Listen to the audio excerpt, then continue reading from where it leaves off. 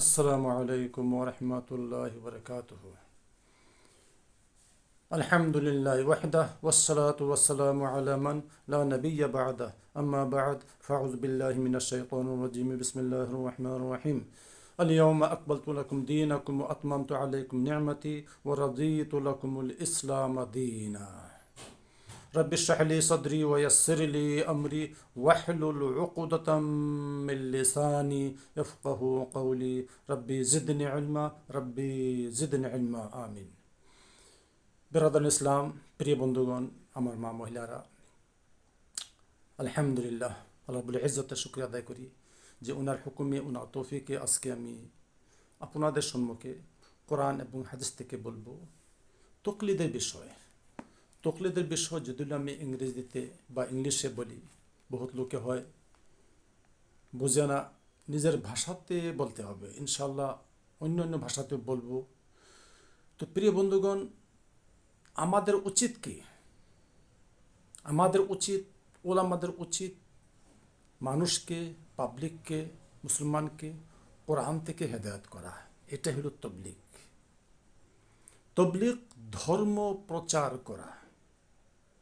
Actually তবলিগের main মানা হইল, জেনুইন বা অথেন্টিক মিনিং তবলিগের মানা হইল কি, বিধর্মীকে, নন মুসলিমকে ইসলামের দিকে দাওয়াত দেওয়া। যেমন নাকি রাসূল করিম সাল্লাল্লাহু আলাইহি ওয়াসাল্লাম নন মুসলিম ইভেনকে রিলেটিভস, যেমন নাকি আবু লাহাবকে, অন্যান্য কি কয় আবু জেহেল, বহুত লোকে মাশাআল্লাহ ইসলাম গ্রহণ করছে, যেমন নাকি ওমর রাদিয়াল্লাহু তাআলা আনহু।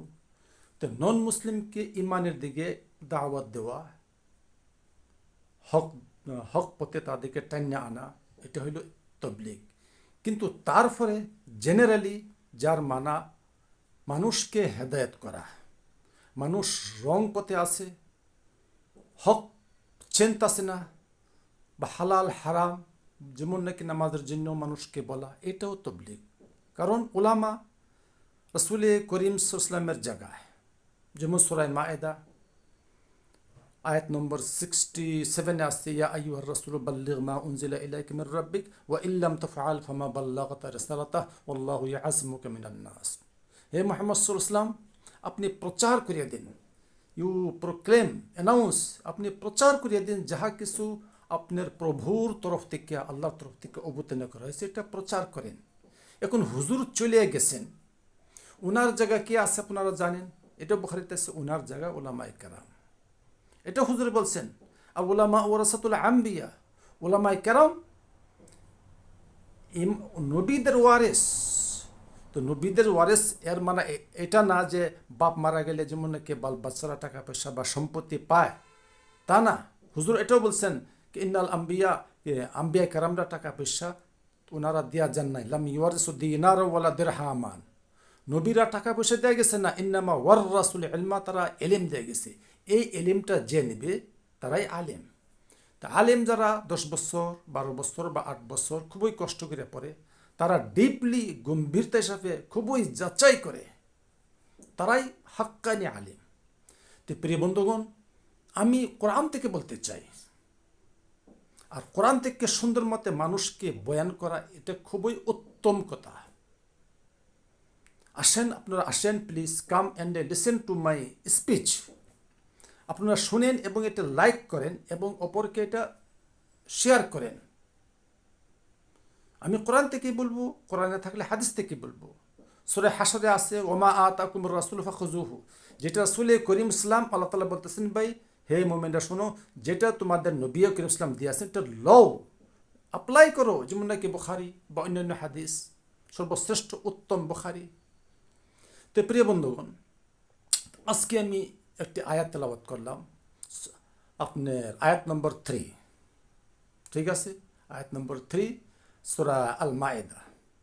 আল্লাহ রাব্বুল ইজ্জত বলতেছেন, আল ইয়াউমা আকমালতু লাকুম দীনাকুম, আজকে আমি তোমাদের জন্য তোমাদের ধর্মকে কমপ্লিট করে দিলাম।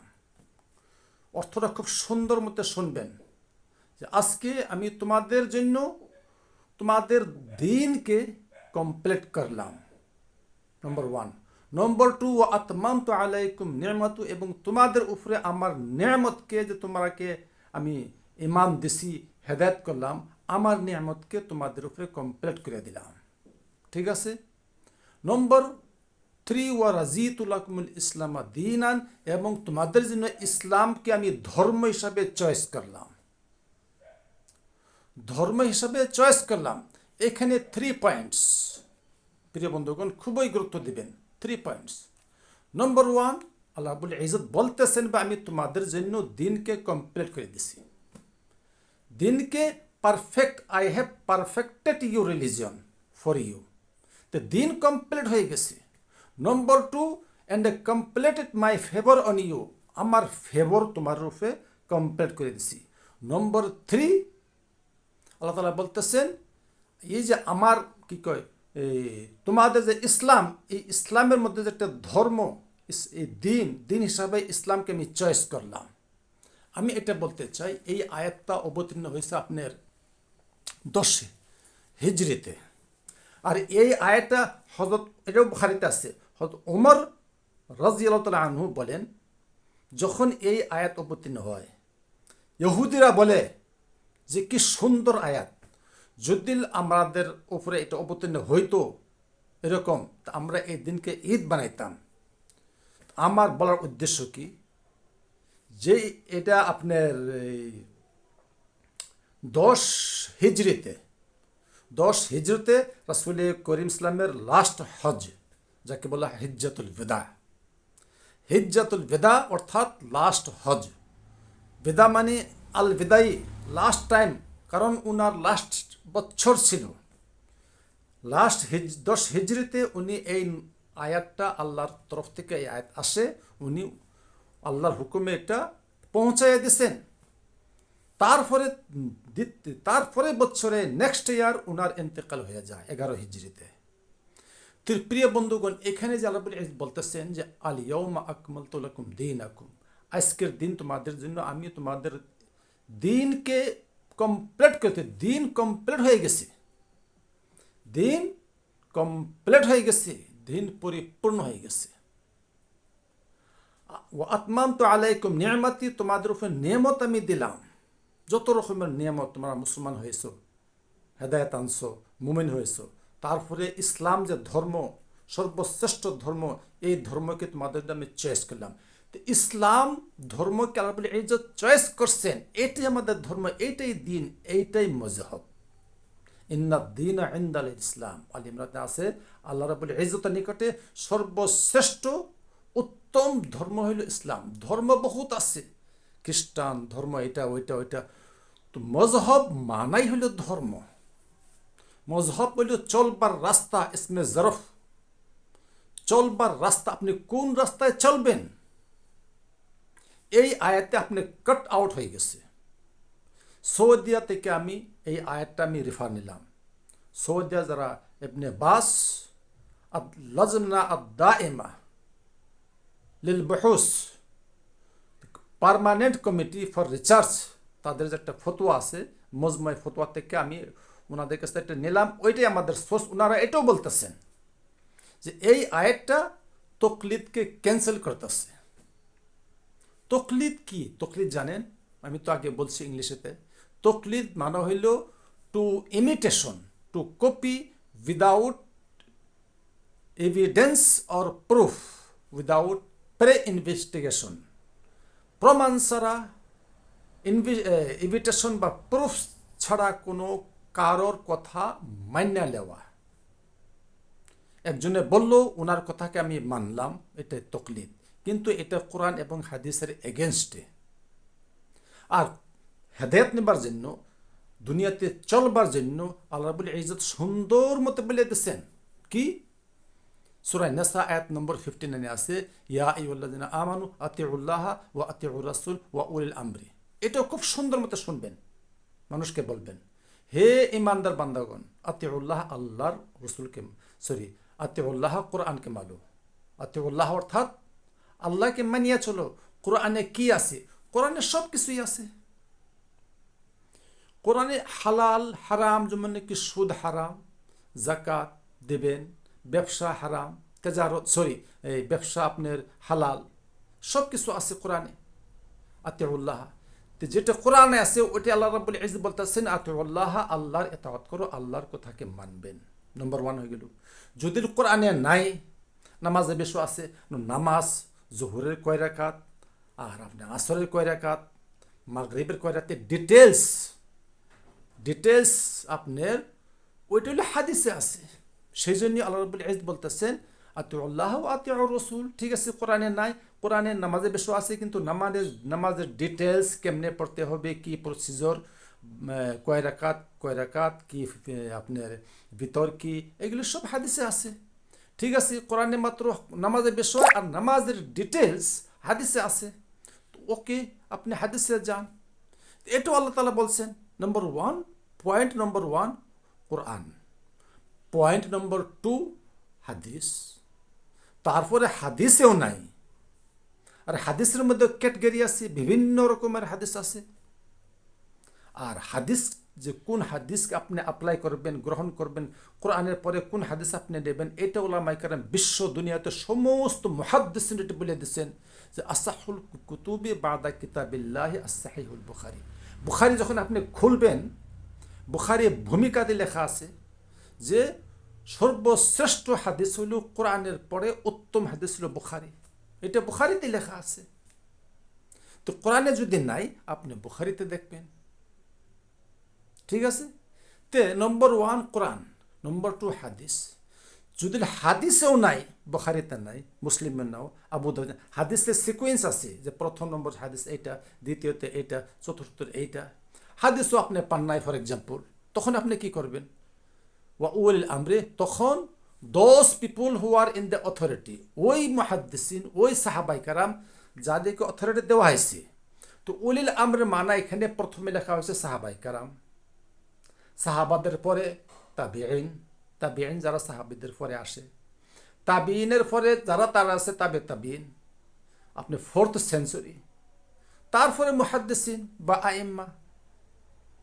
কথাটা বুঝছেন? মনে রাখবেন, নম্বর 1 কোরআন, নম্বর 2 হাদিস, নম্বর 3 আপনার উলিল আমরে, সাহাবায়ে কেরাম বা তাবিঈন বা উলামায়ে কেরাম।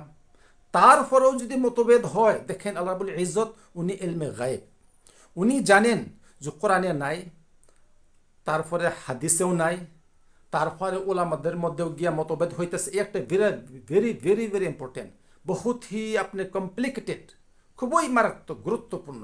কারণ উনি ইলমুল গায়েব, আলিমুল গায়েব। আল্লাহ রাব্বুল ইজ্জত জানেন যে রাসূল করিম সাল্লাল্লাহু আলাইহি ওয়াসাল্লামের মৃত্যুর পরে বিরাট বড় ইখতিলাফ হবে। আমি একটা হাদিস 2 দিন আগে বলছি, রাসূল করিম সাল্লাল্লাহু বলছেন আমার মৃত্যুর পরে বিরাট বড় ইখতিলাফ হবে। তাই আল্লাহ রাব্বুল ইজ্জত বলছেন ভাই ঠিক আছে, কোরআনেও নাই, হাদিসেও নাই, বা উলামাদের মধ্যেও পাইছো, কিন্তু তাদের মধ্যে ইখতিলাফ হয়ে গেছে, ডিসপিউট হয়ে গেছে। নম্বর 1-এ গিয়া, নম্বর 2-তে গিয়া হয় নাই, নম্বর 3-তে গিয়া উলামাদের মধ্যে, মানুষের মধ্যে, মুসলমানের মধ্যে মতভেদ হয়ে গেছে, ডিসক্রেপেন্সি, ইখতিলাফ, মিক্স ওপিনিয়ন হয়ে গেছে। কেউ বলে এটা, কেউ বলে এইটা, এটা মানতে হবে, ওইটা মানতে হবে। এইটাও আল্লাহ রাব্বুল ইজ্জত জানেন, উনি আলিমুল গায়েব। সেই জন্যই আল্লাহ রাব্বুল ইজ্জত বলছেন ভাই নম্বর 1 হয়ে গেল কোরআন, হাদিস হয়ে গেল, উলামায়ে কেরাম হয়ে গেল, তবুও বনে না, তাহলে এক কাম করো, ফাইন তানাজাতুম, যদি তোমরা ঝগড়াই করতেছো, যদি তোমাদের মধ্যে মতভেদ হইতেছে, তোমরা কম্প্রোমাইজ করতে পারতেছ না, তোমরা একটা জিনিস সলভ করতে পারতেছ না, কাজেই ফারুদ্দু ইলাল্লাহি ওয়া রাসূল, আবার কোরআনে যাও আর হাদিসে যাও। দেখছেন, সব ক্যান্সেল করিয়া আবার take the best and forget the rest. আমি এটা বলতে চাই যে বেস্ট কোরআন আর হাদিস, সব আপনি বাতিল। কোরআন এবং হাদিস, আর কিচ্ছুই লাগে না।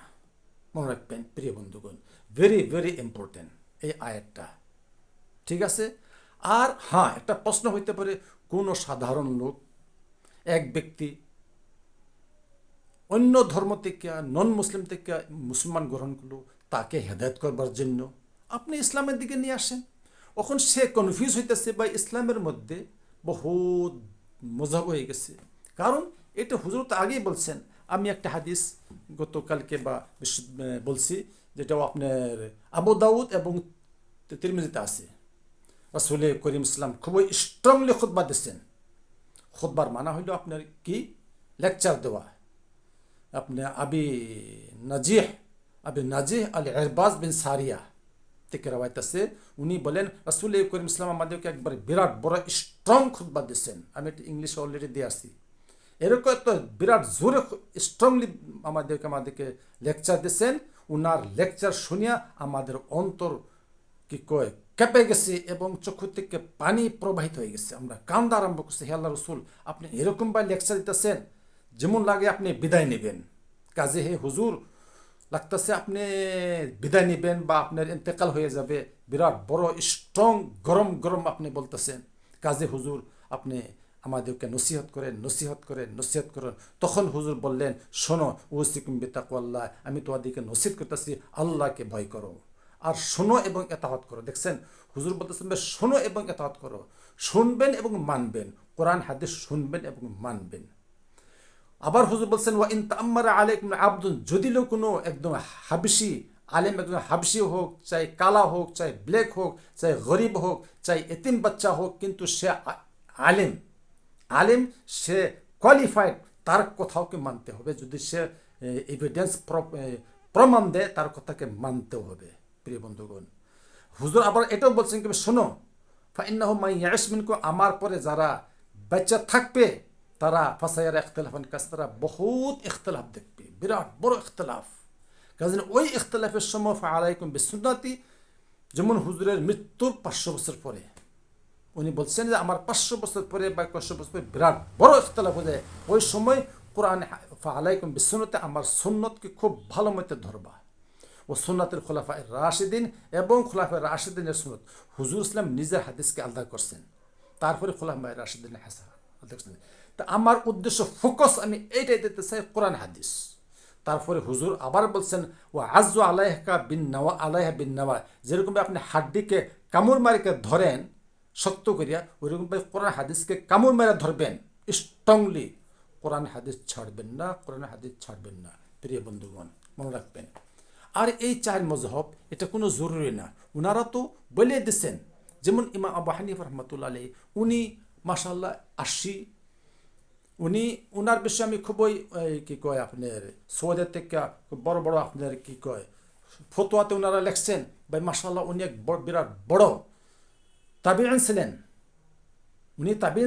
ওনার একটা কিতাব আছে আল ফিকহুল আকবর, কিন্তু উনি লেখছেন, কিন্তু উনি বলছেন ইজা কুলতু কাওলান ইউখালিফু কিতাবিল্লাহ, আমি যদি কোনো কথা বলে থাকি যদি কোরআনের এগেনস্টে হয়, ফাতরুকু কওলি, আমার কওলকে তোমরা ছেড়ে দাও, রিজেক্ট করো, ক্যান্সেল করো যদি কোরআনের এগেনস্টে হয়। আবার উনি এটাও বলছেন যে সাহাল হাদিস ফাহুয়া মাযহাবি, যখন হাদিস শুদ্ধ হয় ওইটাই আমার ধর্ম। কিন্তু উনি এটা বলেন নাই যে আমারই ফলো করো। প্রিয় বন্ধুগণ, ভেরি ভেরি ইম্পর্টেন্ট। তা মানুষকে হেদায়েতের দিকে আনতে হইলে একজন মুসলমান হয়েছে বা কিচ্ছুই জানে না, কোরআন হাদিস আছে। একজন মুসলমান হয়েছে বা একদম বিধর্মী, কিচ্ছুই জানে না, এখন সে ভাবতেছে ভাই কোন রাস্তায় ধরবো, কোরআন হাদিস তো আছেই, আপনি কি লাগে, আপনার অসুবিধাটা কি? এটা কোনো জরুরি না আপনি ভাই হানাফি হইতে হবে বা মালিকি বা হাম্বলি বা শাফি, না, বাস মুসলমান, আহলুল হাদিস ও সুন্নাহ, আহলে সুন্নাহ সুন্নতওয়ালা, আহলুল হাদিস হাদিসওয়ালা, ফলোয়ার অফ হাদিস, মনে রাখবেন, ভেরি ভেরি ইম্পর্টেন্ট। সেজন্যই রাসূল করিম ইসলাম বলছে যে আমার মৃত্যুর পরে কি হবে, বিরাট বড় ইখতিলাফ হয়ে যাবে। এখন এই সৌদি উলামা ওনারা বলতেছেন যে রাসূল করিম ইসলাম যে বলে গেছেন 10 হিজরিতে লাস্ট উনি হজ করবার সময়টা উনি ওনার ওটের উপরে দাঁড়াইয়া, ওনার ওটের নাম হল আজবা বা আসবা, উমর বলেন, পরের বছর উনি মারা যান। সৌদি উলামারা বলেন কি রাসূল করিম ইসলামের জামানা, উনার পরে আবু বকর রাদিয়াল্লাহু আনহু কার তাকলিদ করছে? তাকলিদ করে নাই। উমর কার তাকলিদ করছে? তাকলিদ করে নাই। উসমান কার তাকলিদ করছে? তাকলিদ করে নাই। আলী কার তাকলিদ করছে? তাকলিদ করে নাই।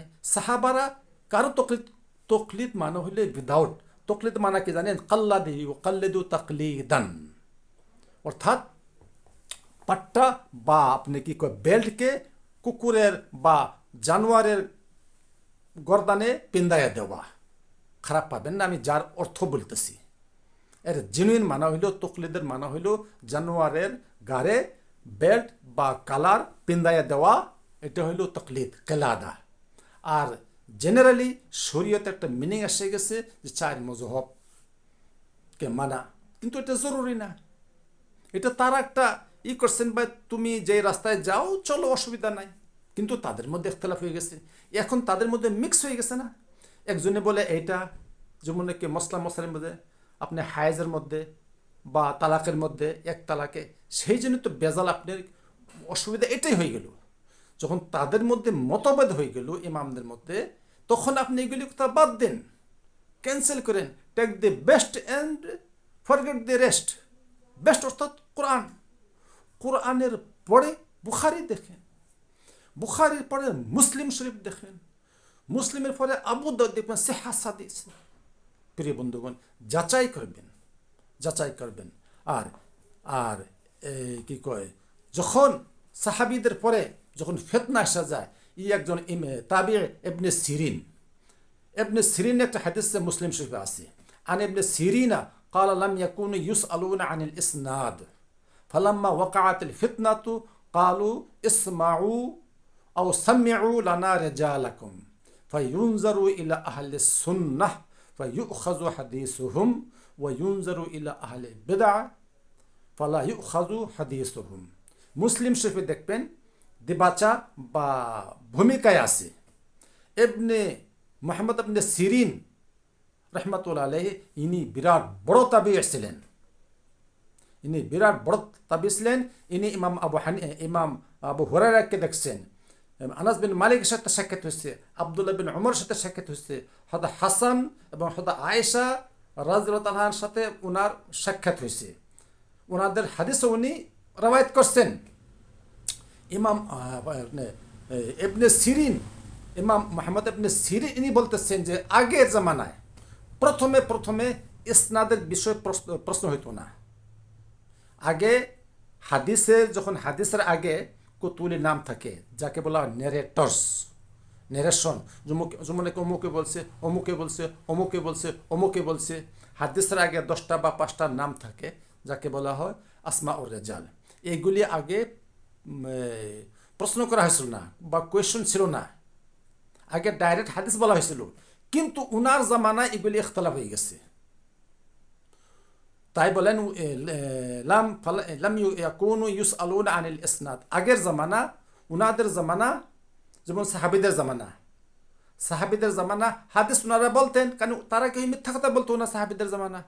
কিন্তু উনার জামানা বা উনার পরে উনার জামানা মানুষের মধ্যে ইখতিলাফ হয়ে গেছে, খালি বলে মিথ্যা কথা বলে, অমুকের হুজুরের নাম দিয়ে মিথ্যা কথা বলে, ইসনাদ নাই। হাদিসের আগে কে রওয়ায়াত করছে, নেরেটর কারা, এই হাদিসটা কে আনলো, কোন হাদিস থেকে আনলো, মিথ্যা কথা বলা আরম্ভ করছে। সেই জন্যই ইমাম ইবনে মুহাম্মদ সিরিন উনি বলতেছেন কি, কাজেই এখন হাদিস চেক করতে হবে, হাদিসের ভেরিফাই করতে হবে, হাদিসের আগে কার নাম আছে কি। যদি একটা হাদিসের আগে 10 জনের নাম আছে, 5 জন, এই 5 জন কে রাবি, অমুক যেমন অমুকে বলে অমুকের কাছে নেছে, অমুকের কাছে নেছে। হুজুরের হাদিসটা নেবার জন্য মধ্যে 5 জন বা 10 জন শুদ্ধ হইতে হবে, তাদের ব্রেন ভালো হইতে হবে। সেই জন্যই ইমাম মুহাম্মদ ইবনে সিরিন বলছেন, ভাই এখন হাদিসের যাচাই করতে হবে, হাদিসের আগে আসমাউর রিজাল, নেরেটরস, রওয়ায়াত করনেওয়ালা কে আছে। কাজেই যদি তারা আহলে সুন্নত হয়, শুদ্ধ হয়, ফায়ুখাযু হাদিসুহুম, তাদের হাদিসকে নেওয়া হবে, গ্রহণ করা হবে, আর তাদের হাদিসকে কনসিডার করা হবে। আর যাদের হাদিস ওয়ায়ুনজারু ইলা আহলিল বিদআ, যারা নাকি বেদাতি লোক, যারা নাকি ফেব্রিকেটেড মিথ্যা হাদিস, ডুপ্লিকেট হাদিস বয়ান করে, তাদের হাদিসকে রিজেক্ট করা হয়ে হবে। প্রিয় বন্ধুগণ, তো আমার উদ্দেশ্য এটাই, আমি বলতে চাই কোরআন এবং হাদিস। কাজী মজহব কোনো ইমাম বলে নাই, কোনো ইমামরা বলে না যে আমার কথাই, প্রত্যেক ইমাম বলছে লা তুকাল্লিদুনি, আমার কথা তোমরা তকলিদ করিও না, তোমরা কোরআন হাদিসে দেখো, কোরআন হাদিস তো পাইতেছে না, তাহলে অসুবিধা নেই, আমার কথাকে ধরো। কিন্তু এটা কোনো জরুরি না যে আমারই ফলো করতে হবে, এটা কোনো জরুরি না, মনে রাখবেন। Most important, very very important, very important কোরআন হাদিস, কোরআন হাদিস, কোরআন হাদিস। Forget the best, forget the rest. কোরআন হাদিস ধরবেন, অ্যাপ্লাই করবেন, আর বাকি আপনি ভুলে যান। ঠিক আছে? আল্লাহ রাব্বুল ইজ্জত আমাদেরকে এবং সমস্ত মুসলমানকে কোরআন আর হাদিসের উপরে আমল করবার জন্য তৌফিক আতা ফরমাক। ওয়া আখিরু দাওয়ানা আনিল হামদুলিল্লাহি রাব্বিল আলামিন।